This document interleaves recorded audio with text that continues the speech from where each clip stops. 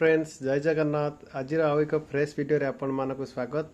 आपण माने video thumbnail देखि जानि परथिबे कि आज वीडियोटी बहुत इंटरेस्टिंग हबार अछि। तो एई टाइप रो स्टेटस ही इंटरेस्टिंग स्टेटस कि police verification report is under review eight regional passport office. मु कोन पई कोच इंटरेस्टिंग आपण माने जानि परथिबे कि आरपीओ भुवनेश्वर रे जेते भी एप्लिकेंट अप्लाई करचंदी 99.9% एप्लिकेंट को ए स्टेटस टी बहुत दिन पर्यटन शो करता है। केवल स्टेटस ही चेंज हुए नहीं। तो कार 1 मंथ कार 2 मंथ कार 4 मंथ कार 6 मंथ भी ये सेम स्टेटस शो करता है कि 99% लोक बहुत फ्रस्ट्रेटेड हो जाती आरपीओ भुवनेश्वर कौन पे आम स्टेटस चेंज होनी। तो आम पुलिस वेरिफिकेशन क्लियर अच्छी फिर भी स्टेटस कौन पे चेंज होनी। मैक्सिमम टू मैक्सिमम लोक एक सेंट्रल रे पोस्ट करथांती इनक्वायरी कॉल करथांती गोटे रिप्लाई आसाए कि file is in granting Q it will be granted as subsequently। तो सेम स्टेटस शुणी शुणी समस्त दिमाग भी खराब हो जाए। तो चलतु यही टाइप स्टेटस शो कले आम कौन करा पड़ो केमती विदिन 7 days आम स्टेटस टी चेंज करे ये वीडियो रे देखिबा। बेसिकली स्टेप 4 रे police verification report under review eight regional passport office यही टाइप स्टेटस शो करता है।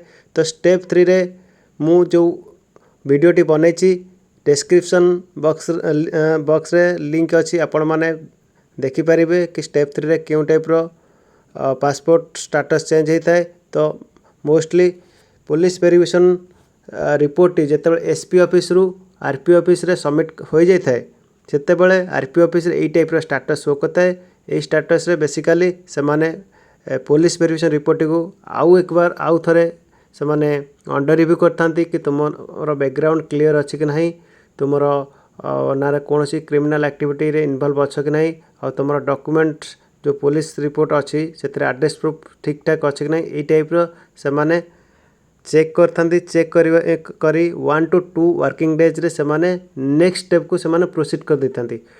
एटा होची हमर पासपोर्ट सेवा केंद्र रे सबू आरपीओ रे होइता है, बट आरपीओ भुवनेश्वर टिके डिफरेंट होता है।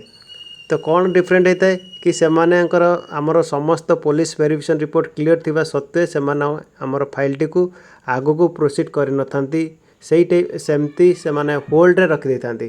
तो आमे फ्रस्ट्रेटेड है कि आमे कॉल करथाउ कि सर आमर फाइल टी कौन पे प्रोसीड हो नहीं। सेमाने गोटे रिप्लाई सिंपली आसता है कि passport file is in granting queue, it will be granted as per its Q.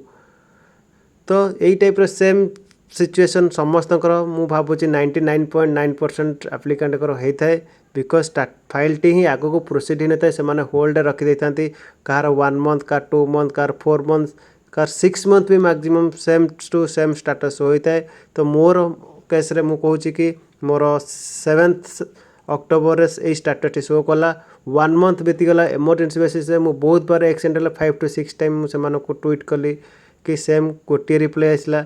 Then मु इनक्वायरी कॉल कली सी कहले कि तो आपनकर पुलिस वेरिफिकेशन क्लियर अच्छी तो आपनकर बहुत शीघ्र हो समय गड़ी चलला 1 मंथ क्रॉस करीगला। तो मु बाध्य ही आरपीओ भुवनेश्वर विजिट कली और विजिट करी मोर इमरजेंसी बेसिस मु सेमानो कहली। देन नेक्स्ट डे से माने मोर स्टेटस को चेंज करदेले। तो मो 4 नवेम्बर को मु आरपीओ भुवनेश्वर विजिट करथली। तो 5 नवेम्बर को मोर स्टेटस टी चेंज होगला। जदि सपोज आपण मानकर स्टेटस टी चेंज हो नहीं माने 7 वर्किंग डेज वेट करंतु। 7 वर्किंग डेज रे भी जदि स्टेटस टी चेंज होनी ताले डायरेक्टली आपण माने आरपीओ ऑफिस भुवनेश्वर विजिट करंतु आउ सेमानकु आपणकर प्रॉब्लम विषय इन्फॉर्म करंतु। सेठी गोटे इनक्वायरी फॉर्म रे आपणकर जहाँ जहाँ प्रॉब्लम थो से डिस्क्रिप्शन से इनक्वायरी बॉक्स रे लिखंतु। से फॉर्म रे लेखि सेमानकु सबमिट करंतु। विदिन 2 days रे आपणकर स्टेटस टी चेंज हो जिवो आपणको फाइल टी प्रोसीड हो। आपण टिके से तापर आपण निजे भाबे को हम फाइल टी 1 मंथ 2 मंथ ला होल्ड रे थिला एबे टिके प्रोसीड हैला। तो एई टाइप रो आपणकर status police verification report T regional passport office रे पड़ी रही थाए। तो ये वीडियोटी मु भावुची आपनको पई बहुत हेल्पफुल हेबो। तो एति कहि मु वीडियोटी की एंड करछि। आपनको जदि वीडियोटी भल लागिछि ताले वीडियोटी को लाइक करंतु, शेयर करंतु, सब्सक्राइब करंतु। जय जगन्नाथ।